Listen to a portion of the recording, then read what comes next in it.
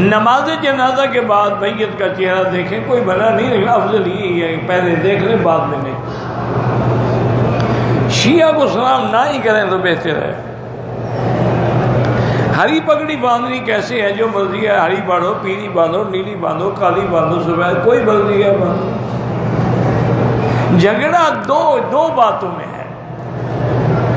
ایک تو یہ ہے کہ ہری پگڑی باندھنے کو سرکار دو عالم کی سنت نہ بناؤ۔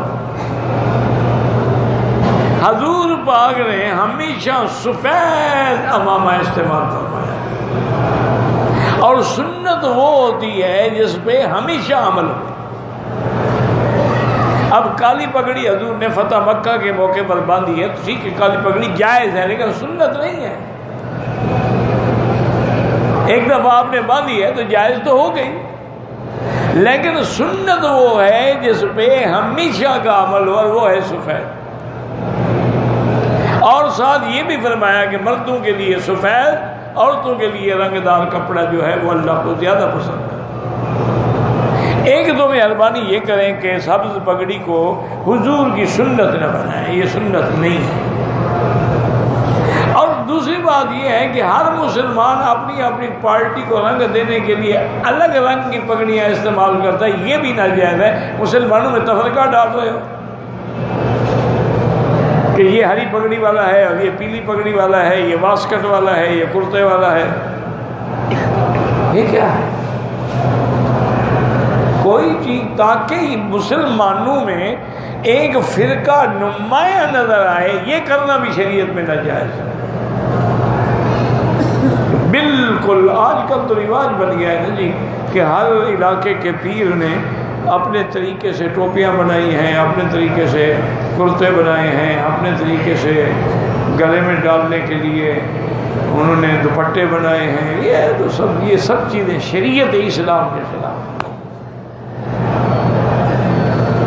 بالکل جو کپڑا ملے الحمدللہ، نہ ملے الحمدللہ، بس اللہ کی رضا پہ راضی رہیں۔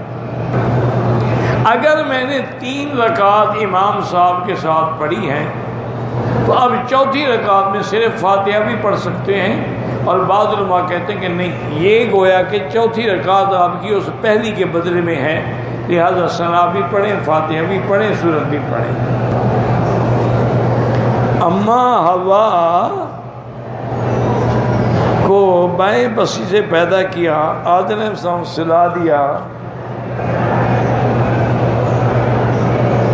کیا مہر دیتے ہو؟ اللہ پاک نے فرمایا کہ میں تمہاری بیوی ہے، مہر کیا دو گے؟ انہوں نے کہا کہ مہر درود شریف پڑھو۔ یہ سب جھوٹی قصے ہیں کہانی۔ نہ وہاں نکاح کی ضرورت تھی، اور نہ کسی مولوی صاحب نے خطبہ پڑھا تھا، نہ گواہوں کو بلایا گیا۔ جب اللہ نے کہہ دیا تیری بیوی ہے، بات ہی ختم ہوئی، تم کون روکنے والا؟ اور یہ پتہ نہیں مسئلے کیسے بناتے ہیں، مجھے تو بڑا دکھ ہوتا ہے۔ کسی سے پوچھو کہ کیا درود شریف مہر کے عوض ہو سکتا ہے کہ نہیں؟ بھئی درود پاک مہر کا بدل بن بھی سکتا ہے کہ نہیں بن سکتا؟ ایک حدیث میں ہے، بڑا مسئلہ، مشکل مسئلہ ہے، اور اس میں بڑا بڑا علماء کے اختلاف ہے۔ ایک عورت نے حضور سے آ کے درخواست کی کہ میں آپ سے شادی کرنا چاہتی ہوں۔ اللہ نے اپنے نبی کو یہ اختیار دیا تھا کہ اگر کوئی عورت امرأۃ وہبت اپنا نفس آپ پر ہبہ کرتی ہے تو آپ کو حق ہے، اگر چاہیں تو قبول کر سکتے۔ حضور خاموش رہے، اس نے پھر کہا، حضور نے فرمایا بی بی مجھے خواہش نہیں ہے نکاح۔ ایک صحابی بیٹھے تھے، انہوں نے کہا حضور اگر آپ نکاح نہیں کرتے میرا کر دیں۔ یا تو آپ نکاح کرتے نا، اگر آپ نکاح نہیں کرتے ہیں تو پھر میرا نکاح کر دیں۔ حضور نے فرمایا حل ماء کا شیء، تمہارے پاس کچھ ہے بھی صحیح عقل مہر دینے کے لیے؟ انہوں نے کہا یہی چادر ہے جو باندھ کے بیٹھا ہوں۔ آپ نے فرمایا کہ جاؤ اللہ کے بندے کوئی تلاش تو کرو، فَلْتَمِسْ وَلَوْ خَاتَمًا مِّنْ حَدِيدٍ، چاہے لوہے کی انگوٹھی ہو۔ یہ معنی ہے تھوڑی سی چیز، ورنہ لوہے کی انگوٹھی پہننا تو حرام ہے۔ حضور کیسے فرماتے کہ لوہے کی انگوٹھی لے آؤ؟ کی حقیر کوئی تھوڑی سی چیز ڈھونڈ کے لے آؤ. اس نے کہا حضور میں کیا ڈھونڈ کے لے آؤں جس کے گھر میں مٹی کے سوا کچھ نہیں ہے. تو اب حضور نے اچھا حل معک من القرآن شیء، تمہیں قرآن کی کوئی صورت یاد ہے؟ انہوں نے کہا ہماری صورت قضا و قضا و قضا و فلاں صورت یاد ہے، فلاں یاد ہے، فلاں یاد ہے. اور انہوں نے اچھا ایسا کرو تم اپنی بیوی کو یہی صورتیں پڑھا دینا. انہوں نے کہا جی بالکل حاضر، میں کیوں نہ پڑھاؤں، میری بیوی یہ پڑھاؤں گا. تو اس لیے علماء نے اس حدیث کو سامنے رکھ کے استدلال کیا ہے کہ کیا قرآن کی تعلیم جو ہے وہ حق المہر کے عوض ہو سکتی ہے بزرگ کے عوض. تو بعض ائمہ فرماتے ہیں ظاہر حدیث کو دیکھ کر کیا ہو سکتی ہے، جب حضور نے فرمایا تم پڑھا دے اس کو بس یہ صورت ہے. امام ابو حنیفہ رحمۃ اللہ علیہ کہتے ہیں کہ نہیں، حق المہر ہے کیا، پہلے یہ تو بتاؤ. حق المہر جو ہے وہ عورت کے جسم یعنی شرمگاہ حوالے کرنے کے بدلے میں ہے. تو فرماتے ہیں اس کے بدلے میں تم قرآن دو گے. یہ تو مانا تھا کہ ابھی تمہارے پاس کچھ نہیں ہے، کچھ پڑھا دینا، جب اللہ پیسے دے گا بعد میں دے دینا حق المہر. وقتی طور پر تم اس کو تعلیم دے دو. تو لہٰذا حنفی مسلک میں تو قرآن یا درود حق المہر کے بدل بن ہی نہیں سکتا.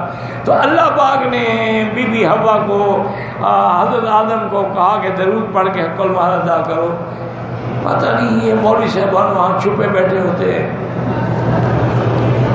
ان کو ڈر نہیں آتا خدا کو قیامت میں کیا جواب دے. کہتے ہیں آدم علیہ السلام نے گندم کا دانہ کھایا. ایک مولوی، بہت بڑا مولوی، میں نام نہیں لیتا اس کا، اگر زندہ ہے تو اللہ اس کو ہدایت دے، اور اگر فوت ہو گیا ہے تو اللہ اس کی مغفرت کرے. اس نے مجھے خود کہا، اس نے کہا مکی صاحب یہ جو گندم کا دانہ ہے نا یہی سارا عذاب ہے. میں نے کہا حضرت کیسے؟ کہنے لگا حضرت یہ گندم کا دانہ جو ہے دو ہی تو دانے ہیں نا، ایک گندم کا دانہ کھانے والا، ایک عورت والا گندم کا دانہ. شکل دیکھ لو ایک جیسی ہے کہ نہیں ہے؟ انہی دو دانوں نے تو ہمیں خراب کیا. آدم کو بھی اسی گندم دانے نے نکالا تھا نا. اگر خدا کا خوف کرو تم نے قبر میں نہیں جانا. قرآن کہتا ہے ہم نے آدم حوا سے کہا کہ اس درخت کے قریب نہ جاؤ. تو گندم کا دانہ تم کہاں سے لے آئے؟ گندم درختوں پر لگتی ہے. وَلَا تَقْرَبَا هَٰذِهِ الشَّجَرَةَ، درختوں کے گندم کے کھیت ہوتے ہیں، گندم کے درخت تو نہیں ہوتے. شریف آدمی کیا کہہ رہے ہو؟ چپ تو کر گیا، لیکن جو مولوی کسی بات پہ اڑ جائے اس کا کیا ادارہ ہے. ایک آدمی نے، اللہ معاف کرے، توبہ استغفر اللہ، اللہ معاف فرمائے، اس کے پاس آئے تو اس بندے نے کہا جی کہ میرا دل آ گیا ہے ساس پر، میں بیوی کو چھوڑتا ہوں اور ساس سے نکاح کرنا چاہتا ہوں، میرا نکاح آپ کر دیں گے؟ اس نے کہا ہاں بھائی اتنی نظر نیاز رکھو گے تو کر دوں گا. انہوں نے نظر نیاز پیش کر دی، انہوں نے ساس کے ساتھ نکاح پڑھا دیا. بیوی کی ماں، ساس یعنی وہ تو ماں ہوتی ہے. علماء کو پتہ لگا، انہوں نے کہا یہ بدبخت کہاں سے نکل آیا قاضی نکاح پڑھانے والا. اس کے بعد ہے کہ یہ کیا؟ تو انہوں نے کہا ہاں میں نے کیا ہے. انہوں نے کہا کیوں کیا؟ انہوں نے کہا جب اس کا نکاح ہوا تھا آپ تھے، یہ تو دونوں قبر پرست ہے، مشرک ہے، نکاح تو ہوا ہی نہیں تھا مشرک کا.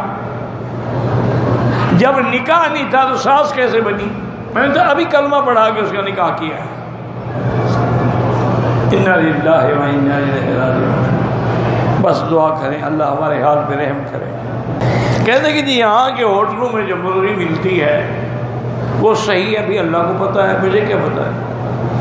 میرا بھائی گزارش یہ ہے کہ سب سے پہلے تو ایک اصول یاد رکھیں کہ اکثر ہوٹل بلکہ 90% ہوٹل باہر کی مرغی استعمال کرتے ہیں. وہ سستی ہوتی ہے،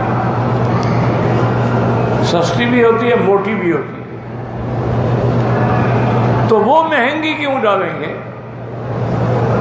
اس لیے اعتبار نہ کریں. اگر مرغی اس سے پوچھ لیں ہوٹل والے، مسلمان ہے مکے میں کھڑا ہے، کہ بھئی یہ مقامی ہے یا باہر کی ہے؟ اگر مقامی ہے تو حلال ہے، باہر کی ہے تو نہ کھائیں۔